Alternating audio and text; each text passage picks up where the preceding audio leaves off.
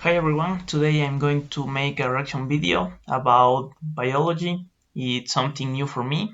I hope you enjoy it. Go! A war has been raging for billions of years, killing trillions every single day, while we don't even notice. The war is fought by the single deadliest That appeared in a Jimmy Neutron chapter. entity on our planet, the bacteriophage, or phage for short.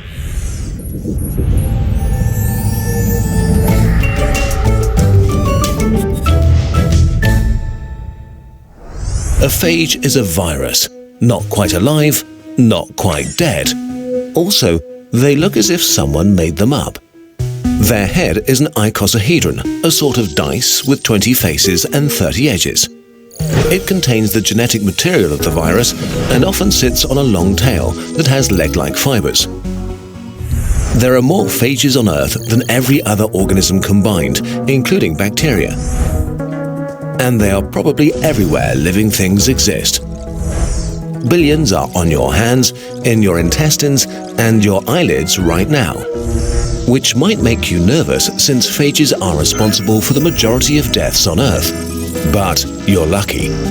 While they do commit genocide for breakfast, they only kill bacteria. Up to 40% of all bacteria in the oceans are killed by them every single day. But phages also have major flaws. Like any other virus, phages need a host to survive and reproduce. They're not much more than genetic material in a hull, and they specialize. Usually, a phage has chosen one specific bacteria and maybe some of its very close relatives. These are its prey. Imagine a phage as like a cruise missile that only hunts and kills members of one very unlucky family. When a phage finds its victim, it connects its tail fibers with receptors and uses a sort of syringe to puncture the surface. In a weird motion, the phage squeezes its tail and injects its genetic information. Within minutes, the bacteria is taken over. Just thinking about, I'm afraid. It's now forced to manufacture all the parts of new phages. They only stop when the bacteria is filled up with brand new phages. In the final step, they produce endolysin, a powerful enzyme that punches a hole in the bacteria. The pressure is so high that the bacteria sort of vomits out all of its insides and dies. New phages are released and begin the cycle anew. In the last few years, bacteriophages have enjoyed the attention of the second deadliest beings on Earth, humans. Recently, we've started looking into injecting millions of them into our bodies because we're sort of getting desperate. We screwed up. In the past, a single cut or a sip from the wrong puddle could kill you. Bacteria were our phages, tiny monsters that hunted us mercilessly. But then, about 100 years ago, we found a solution in nature. By accident, we found fungi that produced a compound that killed bacteria, antibiotics. Suddenly, This is a Hitler discovery. we had a powerful superweapon. Antibiotics were so effective that we stopped thinking of bacteria as monsters. Only the old and weakest among us were killed by them. We used antibiotics more and more for less and less serious causes. We lost respect for the monsters and the weapon. But bacteria are living things that evolve, and one by one, they started to become immune against our weapons. This continued until we had created what are called superbugs, bacteria immune to almost everything we have. This immunity is spreading across the world as we speak. By 2050, superbugs could kill more humans a year than cancer. The days when a cut or bladder infection or a cough could kill you or your loved ones are coming back. In the US alone, more than 23,000 people die from resistant bacteria each year. But it turns out that phages, our tiny killer virus robots, could save us. We can inject them into our bodies to help cure infections. Hold on, how can injecting millions of viruses into an infection be a good idea? Phages are very, very specialized killers of bacteria. So specialized, in fact, that humans are completely immune to them. We are too different. We encounter billions of phages every day, and we just politely ignore each other. Antibiotics are like carpet bombing, killing everything, even the It's incredible. good bacteria in our intestines that we don't want to harm. Phages are like guided missiles that only attack what they're supposed to.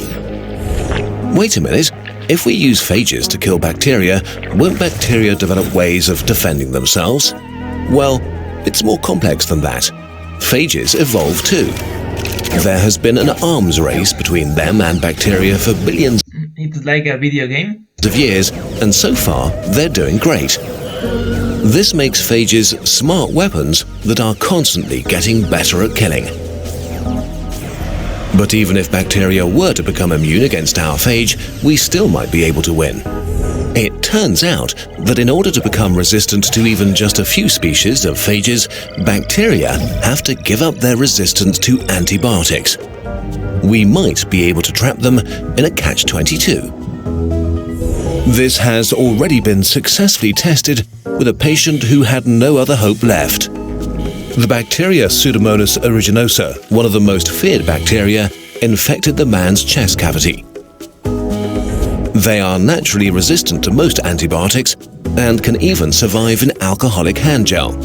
After years of suffering, a few thousand phages were directly inserted into his chest cavity together with antibiotics the bacteria were immune to. After a few weeks, the infections had completely disappeared.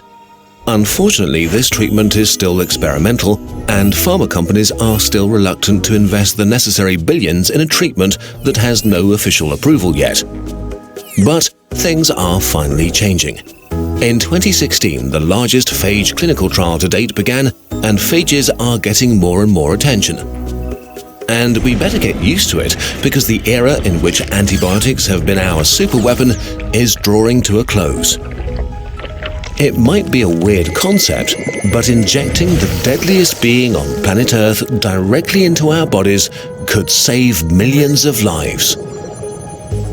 This video was made possible by a grant from the Bill and Melinda Gates Foundation. If you'd like to support... Okay, this video was amazing too. It looks like a science fiction movie. It's incredible. The most surprising thing is knowing that the cure of the most virus and bacteria is of the same nature. There isn't need to create anything new. Isn't necessary. It would be incredible if drugs of this type are created in short time. And I thought this was the video I enjoyed the most. I hope you enjoyed this video. Same to me. And I'll see you next. Thank you for watching me.